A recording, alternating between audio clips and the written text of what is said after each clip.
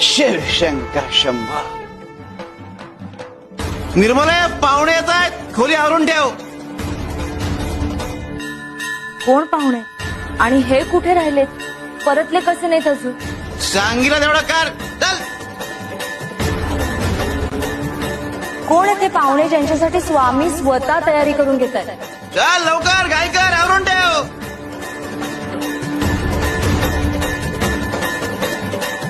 शिवशंकर शंभो.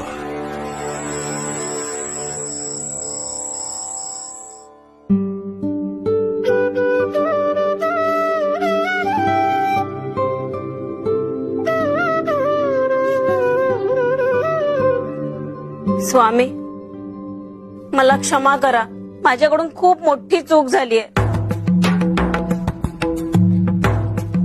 स्वामी, त्यांना